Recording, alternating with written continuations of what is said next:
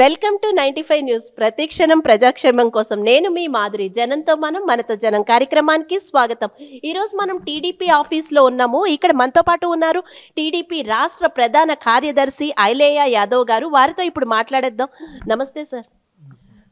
Sir చెప్పండి, అంటే ఇప్పుడు ఏపీలో తర్వాత టీఎస్లో ఈవెన్ టీడీపీ అనగానే ఇప్పుడు చంద్రబాబు నాయుడు గారి ఇష్యూయే ప్రజెంట్. సో దాని గురించి మీరు ఏమంటారు?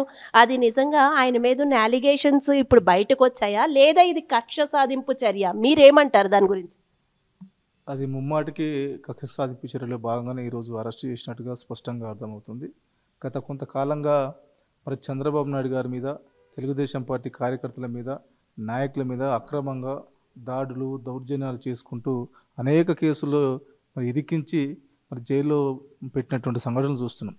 అయినప్పుడు కూడా చంద్రబాబు నాయుడు గారి మీద ఈ మధ్యకాలంలో అటు ఉంగనూరులో కానీ, తర్వాత నంద్యాల సభ సందర్భం కానీ దాడులు చేస్తే, రాళ్ళు వేస్తే కూడా జెడ్+ కేటగిరీలో ఉన్నటువంటి చంద్రబాబు నాయుడు గారి మీద రాళ్ళు వేసిన సందర్భంలో వాళ్ళు ఎవరైతే సెక్యూరిటీ ఉంటారో వాళ్ళు దెబ్బలు తాకిన సందర్భం కూడా చూసినాం. ఇలాంటి సందర్భం అవుతున్నప్పుడు కూడా చంద్రబాబు నాయుడు గారు ప్రజల నుంచి వస్తున్నటువంటి స్పందనను చూసి రెట్టింపు ఉత్సాహంతో ముందుకు పోతున్న సందర్భంలో ఈ ఎట్టి పరిస్థితుల్లో చంద్రబాబు నాయుడు గారిని ఆపాలే, ప్రజల్లోకి వెళ్లకుండా చేయాలని ఒక దురుద్దేశంతో ఈరోజు అక్రమంగా కేసు పెట్టినట్టుగా స్పష్టంగా అవుపడుతుంది. యాక్చువల్గా అంటే చంద్రబాబు నాయుడు గారు ఎఫ్ఐఆర్లో నా పేరు లేదు, ఎందుకు మమ్మల్ని అరెస్ట్ చేశారు, ఇలాంటివి చెప్తున్నారు తప్ప అవినీతి జరిగింది అని ఎందుకు ఆరోపించట్లేదంటారు? ఈరోజు మనం దానికి సంబంధించినటువంటి సంస్థ వాళ్ళు కూడా చెప్పారు, స్పష్టంగా లైవ్లో కూడా చెప్పినారు. వాళ్ళు ఆ సంస్థలో ఎవ్వరు కూడా నయా పైసా మేము ఇవ్వలేదు, చంద్రబాబు నాయుడు కానీ మిగతా వ్యక్తులు కానీ ఎవ్వరు కూడా మేము ఆ డబ్బులు వాళ్ళకి ఇవ్వలేదు, మేమే స్వయంగా దానికి సంబంధించినటువంటి మెటీరియల్ మొత్తం కొనుగోలు చేసినాం, నిర్మాణాలు చేసినాం, స్కిల్ డెవలప్మెంట్ చేయడం కోసం పెద్ద ఎత్తున దాని పరికరాలు కొనుగోలు చేసినాం, ల్యాబ్లు ఏర్పాటు చేసినాం, దానికి సంబంధించిన బిల్స్ కూడా టోటల్గా వాళ్ళు విడుదల చేశారు. కాబట్టి స్పష్టంగా వాళ్ళే, ఎవరైతే సంస్థ వాళ్ళు ఉన్నారో వాళ్ళే మరి గవర్నమెంట్తో ఒప్పందం చేసుకున్న సందర్భంలో అటు ఆంధ్రప్రదేశ్లో కానీ, మిగతా గుజరాత్లో కానీ, కర్ణాటకలో కానీ ఈ రకంగా చేసినాం. ఆంధ్రప్రదేశ్లో కూడా చేస్తే మమ్మల్ని మెచ్చుకుంటారని చెప్తే ఇలాంటి దురుద్దేశంతో కూడగట్టినటువంటి కేసులు బనాయించడం చాలా దుర్మార్గం అని కూడా వాళ్ళు కూడా స్వయంగా వాళ్ళు చెప్పినారు. కాబట్టి ఏదేమైనప్పుడు కూడా ఇది రాజకీయ కుట్రలో భాగంగానే చంద్రబాబు నాయుడు గారి యొక్క ఇమేజ్ని దెబ్బతీయడం కోసమే వైసీపీ ప్రభుత్వం జగన్ చేసినట్టు స్పష్టంగా అవుపడుతుంది. అంటే త్వరలో ఎలక్షన్స్ రానున్న సమయంలో ఈ అరెస్ట్ వల్ల టీఎస్కి కానీ ఏపీకి కానీ ఏదైనా అడ్డంకి అవుతుంది అంటారా టీడీపీ రావడానికి? చంద్రబాబు నాయుడు గారిని, తెలుగుదేశం పార్టీని దెబ్బతీయడం కోసం చాలా రోజుల నుంచి చాలా రకాల ప్రయత్నం చేశారు. వాళ్ళందరూ కూడా విఫలమైనారు. వీళ్ళు కూడా ఖచ్చితంగా మరి తెలుగుదేశం పార్టీ, చంద్రబాబు నాయుడు కానీ, తెలుగుదేశం పార్టీ క్యాడర్ కానీ మీరు పెట్టేటువంటి చర్యలకు ఇంకా రెట్టింపు ఉత్సాహంతో ముందుకు సాగుతాం జరుగుతుంది.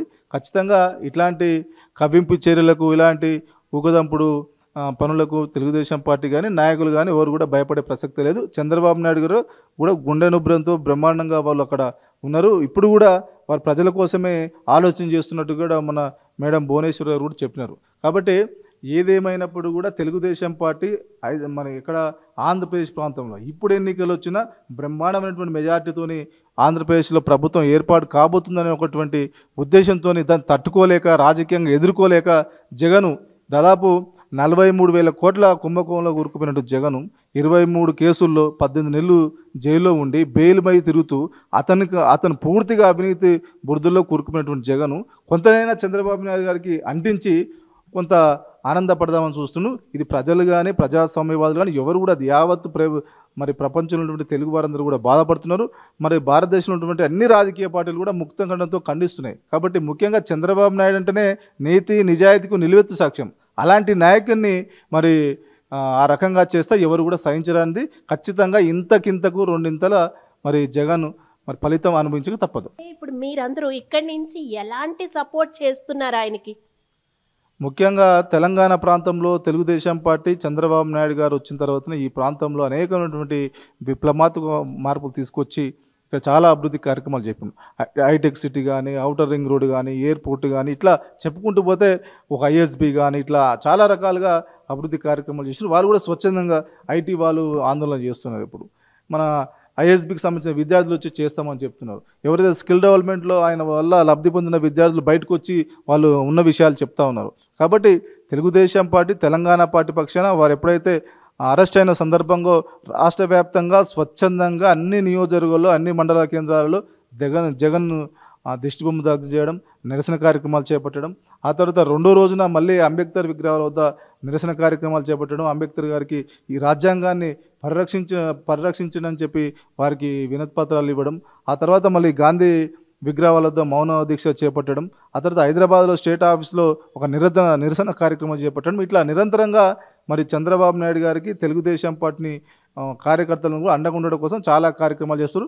వారు విడుదలయ్యేంత వరకు తెలంగాణ ప్రాంతంలో కూడా మా పార్టీ రాష్ట్ర అధ్యక్షుడు కాసాని జ్ఞానేశ్వర్ ముదిరాజు గారి ఆదేశం మేరకు నిరసన కార్యక్రమాలు నిరంతరం కొనసాగుతూ ఉన్నాయి. ఈరోజు కూడా గాంధీ విగ్రహాల వద్ద తెలంగాణ ప్రాంతంలో ఉన్నటువంటి కార్యకర్తలందరూ కూడా, నాయకులందరూ కూడా అన్ని నియోజకవర్గ కేంద్రాలలో మన నిరసనగా మౌన దీక్షలు చేయడం జరుగుతుంది. ఇది కంటిన్యూ అవుతాయి. అంటే ఇప్పుడు తెలంగాణలో టీడీపీ భవిష్యత్తు ఎలా ఉండబోతోంది, ముందుగా దాన్ని చెప్పండి. ఇప్పుడు కాంగ్రెస్, బీజేపీ చేస్తున్నంత హడావుడి టీడీపీ ఈసారి చెయ్యట్లేదు. సో ఎందుకు, అంటే భవిష్యత్తు ఎలా ఉండబోతోంది అనుకుంటున్నారు ఇక్కడ? తెలంగాణ ప్రాంతంలో తెలుగుదేశం పార్టీ అనేది పేద వర్గాలకు అండగా ఉన్నటువంటి పార్టీ తెలుగుదేశం పార్టీ. ఈ ప్రాంతంలో తెలుగుదేశం పార్టీకి అన్ని రాజకీయ పార్టీలు, కాంగ్రెస్ చూస్తే ఎవరున్నారు, బీజేపీ చూస్తే ఎవరున్నారు, టీఆర్ఎస్ చూస్తే ఎవరున్నారు, మిగతా ఏ పార్టీలో చూసినా ఆ పెత్తందారులు, దొరలు, వాళ్ళందరూ కూడా ఆ యొక్క సీట్లో కూర్చున్నారు. మా పార్టీ మాత్రం కాసాని జ్ఞానేశ్వర్, ఒక ముద్దు బిడ్డ అయినటువంటి కాసాని జ్ఞానేశ్వర్ గారు రాష్ట్ర పార్టీ అధ్యక్షులుగా ఉన్నారు. కాబట్టి ఇది పేద వర్గాలకు వేదిక.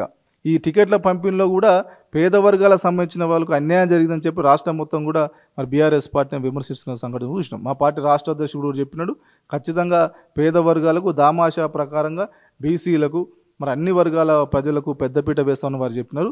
రాబోయేటువంటి రోజుల్లో తెలుగుదేశం పార్టీని తెలంగాణ ప్రాంతంలో రక్షించుకోవడం కోసం, కాపాడుకోవడం కోసం ప్రజలందరితో కూడా మమేకమై కార్యక్రమాలు కొనసాగుతున్నాం కూడా ఈ సందర్భంగా తెలియదు. ఈసారి ఇప్పుడు అన్ని పార్టీలు అయితే అప్లికేషన్లు ఇవ్వడం, టికెట్లు ఇవంతా హడావుడి కనబడుతుంది. బట్ టీడీపీలో అయితే ఏమీ మొదలవ్వలేదు. ఎప్పుడు మొదలవుతుంది సార్? అట్లా లేదు. ఈ మధ్య కాలంలోనే ఒక 15-20 రోజుల క్రితం చంద్రబాబు నాయుడు గారి దగ్గర తెలంగాణ ప్రాంతానికి సంబంధించినటువంటి పోటీ చేసే వారితోని సారు మీటింగ్ తీసుకోవడం జరిగింది. ఆ మీటింగ్లో భవిష్యత్తులో మనం అనుసరించాల్సినటువంటి విధానాల మీద తెలుగుదేశం పార్టీ ఏ రకంగా వ్యవహరించాలనేది కూడా మాకు దిశా నిర్దేశనం చేయడం జరిగింది. వారు ఆ సందర్భంగా కూడా అక్కడ కూర్చున్న వాళ్ళందరూ కూడా వారు ఎవరైతే పోటీ చేయాలనుకుంటారో వాళ్ళే కూర్చున్నారు. దాదాపు ఒక దిశగా మరి పోటీ చేసే వాళ్ళ అభ్యర్థులందరూ కూడా రాష్ట్ర పార్టీ అధ్యక్షుల వారికి మరి ఒక కమిటీ కూడా వేయడం జరిగింది. అది ప్రక్రియ సాగుతున్న సందర్భంలో ఇప్పుడు ఈ అరెస్ట్ అనేది రావడంతో కొంత వెనకంజు చేసినప్పుడు కూడా అది నిరంతరం జరిగే ప్రక్రియ కాబట్టి అది కొనసాగుతూనే ఉంది. అంటే ఇప్పుడు చంద్రబాబు నాయుడు గారిని పక్కన పెడితే లోకేష్ గారి భవిష్యత్తు ఎలా ఉండబోతోంది? లోకేష్ గారి యొక్క పాదయాత్రతోనే కదా వాళ్ళ గుబులు పుట్టింది ఆంధ్రప్రదేశ్లో. లోకేష్ గారు ఎప్పుడైతే పాదయాత్ర స్టార్ట్ చేసిండో మరి కరుడుగట్టినటువంటి రాయలసీమ ప్రాంతంలో వైఎస్ఆర్ పార్టీకి పెట్టనుకోటగా ఉన్నటువంటి ఆ ప్రాంతంలో కూడా మరి వారి యొక్క కోటను బద్దలు కొట్టి ఎమ్మెల్సీ ఎన్నికల్లో బ్రహ్మాండమైన విజయం అందించినటువంటి పాదయాత్ర లోకేష్ యువగలం పాదయాత్ర. కాబట్టి లోకేష్ గారి భవిష్యత్తుకి ఎలాంటి డోకా లేదు. ఖచ్చితంగా వారు మా పార్టీకి కానీ ఆంధ్రప్రదేశ్ కానీ భవిష్యత్తు నాయకుడు వారు. ఖచ్చితంగా వారి నాయకత్వంలో ఖచ్చితంగా తెలుగుదేశం పార్టీ మంచి విజయాలు సాధిస్తుంది. అందుకు అనుగుణంగానే ముందుకు సాగుతున్న తరుణంలోనే ఇలాంటి చర్యలకు వైసీపీ పాల్పడడం చాలా దుర్మార్గమైనటువంటి విషయం. అంటే ఇప్పుడు అచ్చెన్నాయుడు గారు అంటే అధికార ప్రతినిధి, తర్వాత గంటా సుబ్బారావు గారిని కూడా అరెస్ట్ చేయొచ్చు అని అంటున్నారు. దాని గురించి ఏమంటారు? ఇవన్నీ కూడా రాజకీయంగా ఎదుర్కోలేకుండా, ఎలాంటి ఆధారాలు లేకుండా, ఒక అవినీతి అక్రమాల విరుక్కుపోయినటువంటి బురదలో ఉన్న జగన్ కొంతనైనా వాళ్ళకి కొంత అంటించి ఆనందపడాలనే ఒక ఆలోచనలో ఉన్నాడు. అది తాత్కాలికమే. ఖచ్చితంగా ప్రజాక్షేత్రంలో జగన్ని పాతాళలోకి తొక్కడం ఖాయం. చివరిగా చెప్పండి, అంటే చాలా సంవత్సరాలు కొన్నేళ్లుగా సైకిల్ దూసుకుని వెళ్ళిందనే చెప్పాలి, కానీ ఇప్పుడు ఎందుకు స్లో అయ్యిందంటారు? రీజన్స్ ఏంటి? ఎక్కడ స్లో ఏం కదా, ఆంధ్రప్రదేశ్లో బ్రహ్మాండంగా ఇప్పుడు అధికారంలోకి వస్తుందని కదా వాళ్ళు ఇప్పుడు ఇది అక్రమంగా కేసులు పెట్టేది. ఇప్పుడు ఎన్నికలు జరిగినా 20 పైగా లోక్సభ స్థానాలు వస్తాయని, దాదాపు ఆ 175 స్థానాల్లో 130 స్థానాలు గెలుస్తుందని కూడా. అంటే తెలంగాణలో మళ్ళీ సైకిల్ వచ్చే ఛాన్సులు ఉన్నాయంటారా? కంపల్సరీ. అది ఈ ప్రాంత ప్రజలకు గత్యంతరం లేని పరిస్థితి ఉన్నది. ఈ ప్రాంతంలో తెలుగుదేశం పార్టీ వచ్చిన తర్వాతనే పటేల్ పట్టువార వ్యవస్థ రద్దు చేసి మాండలిక వ్యవస్థను ఏర్పాటు చేసి పేదోళ్లకు ఒక జెండా అండగా ఉన్నటువంటి జెండా ఈ తెలుగుదేశం పార్టీ. కాబట్టి ఈ ప్రాంతంలో ఈ పార్టీ కొంత వెనుకబడి పోయిందనే ఒక సందేశం వచ్చేవరకల్లా ఆ వర్గాలన్నీ కూడా చాలా ఇబ్బందులు ఉన్నాయి. కాబట్టి ఆ వర్గాలకు వేదికైనటువంటి ఈ పార్టీని కాపాడుకునే బాధ్యత ఈ తెలంగాణ ప్రాంతంలో ఉన్నటువంటి ఆ పేద వర్గాలు అందరి మీద ఉంది. వాళ్ళ బాధ్యత అది. అంతే అనివార్యమైన పరిస్థితులు రాబోతూ ఉన్నాయి. రేపు రాబోయేటువంటి రోజుల్లో తెలుగుదేశం పార్టీ ఖచ్చితంగా నిలబడుతుంది, పోరాటం చేస్తుంది. ప్రజల భాగస్వామ్యంతో ఖచ్చితంగా తెలంగాణ ప్రాంతంలో కూడా తెలుగుదేశం పార్టీ జెండా ఎగరబోతున్నాం. అంటే ఇప్పుడు లాస్ట్గా చెప్పండి సార్, అంటే టీడీపీ ఉందా లేదా అని కూడా అనుమానాలు వస్తున్నాయి ప్రజల్లో. అంత అంటే వెనక్కి ఉంది అన్నట్టు అయిపోయింది తెలంగాణలో. సో అలాంటి వారికి మీరు ఏం చెప్తారు టీడీపీ తరపు నుంచి? అంత కుట్ర, కొన్ని వర్గాల కుట్ర, కొంతమంది తెలుగుదేశం పార్టీ ఉంటే మాకు మనుగడ లేదనే ఉద్దేశంతో చాలా రకాలుగా కుట్రలు కుతంత్రాలు చేసినారు. అయినప్పుడు కూడా పేద ప్రజల గుండెల్లో ఎన్టీ రామారావు గారు, చంద్రబాబు నాయుడు గారు చేసినటువంటి అనేక అభివృద్ధి సంక్షేమ కార్యక్రమాలు సూర్య చంద్రులంత వరకు మర్చిపోరు. కాబట్టి అట్లాంటి పరిస్థితి ఉన్న ఈ తెలంగాణ ప్రాంతంలో తెలుగుదేశం పార్టీ కొంత నాయకత్వం లోపం ఉన్న సందర్భంలో ఇప్పుడు ఆ నాయకత్వం కూడా బ్రహ్మాండంగా ఉంది. అందరూ పనిచేస్తాను. రాబోయేటువంటి రోజులు ఖచ్చితంగా తెలుగుదేశం పార్టీ తెలంగాణ ప్రాంతంలో ఇక్కడనే పుట్టింది, ఇక్కడనే పెరిగింది, ఇక్కడనే బలమైనటువంటి క్యాడర్ని తయారు చేసింది. అన్ని రాజకీయ పార్టీలు ఉన్నటువంటి లీడర్లందరూ కూడా మా పార్టీ నుంచి పోయిన వాళ్ళే. కాబట్టి అట్లాంటి నాయకత్వాన్ని మళ్ళీ తయారు చేసుకొని ముందుకు పోవడానికి కార్యాచరణ ప్రణాళిక తయారు చేస్తాం. ఖచ్చితంగా సక్సెస్ అవుతుందని వెల్లడిస్తాం.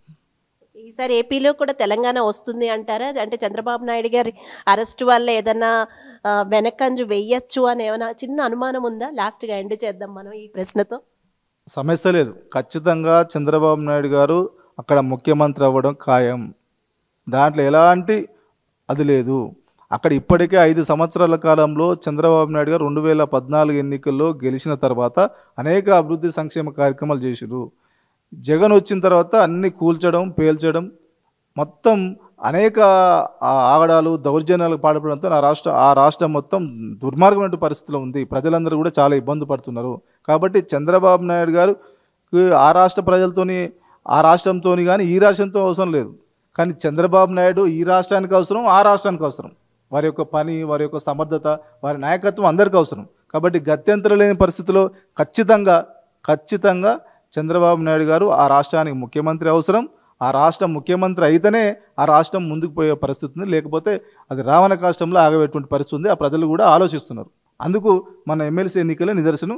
ఖచ్చితంగా ఎమ్మెల్సీ ఎన్నికల్లో బ్రహ్మాండమైన మెజార్టీ ఇచ్చినారు. మన పంచాయతీ ఎన్నికల్లో బ్రహ్మాండంగా మెజార్టీ ఇచ్చినారు. కాబట్టి చంద్రబాబు నాయుడు గారు 100% ముఖ్యమంత్రి అవ్వడం ఖాయం. తెలుగుదేశం పార్టీ తెలంగాణ ప్రాంతాలను కూడా పుంజుకోవడం ఖాయం. Right, thank you so much sir.